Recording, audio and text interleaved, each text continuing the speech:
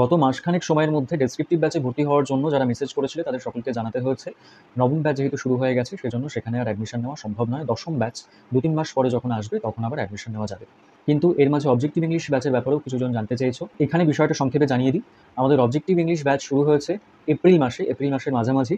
SSC, CGL, CHSL, MTS, WBCS বা clerkship prelims, SSC group C এবং অন্যান্য যে পরীক্ষায় অবজেক্টিভ ইংলিশ রয়েছে সেই সমস্ত কিছুর জন্য ডেসক্রিপটিভ ইংরাজির প্রিপারেটরি ফেজটা ভালো করে তৈরি করে নেওয়ার জন্য এবং তার সাথে সাথে অন্যান্য বিভিন্ন কাজের জন্য ইংরেজিটা ভালো করে শেখার জন্য। কিন্তু 2.5 মাস আগে শুরু হলেও আমাদের মাঝে এনটিপিসি এবং অন্যান্য বিভিন্ন কারণে প্রায় 1.5 মাস মতো ক্লাস বন্ধ ছিল।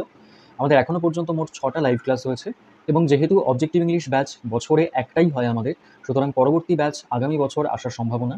এই সপ্তাহ থেকে আবার পুরোদমে আমাদের ক্লাস শুরু হচ্ছে অবজেক্টিভ ইংলিশের।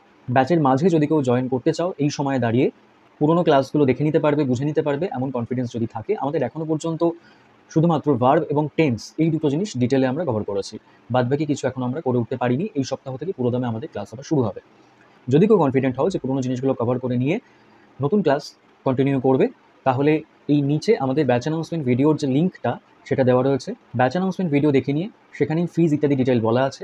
ব্যাচ অ্যানাউন্সমেন্ট ভিডিও দেখে নিয়ে আমাকে এই যে হোয়াটসঅ্যাপ নাম্বারটা দেখতে পাচ্ছ এখানে আমার সাথে যোগাযোগ করতে হবে। যারা আগ্রহী তাদের সাথে দেখা হচ্ছে।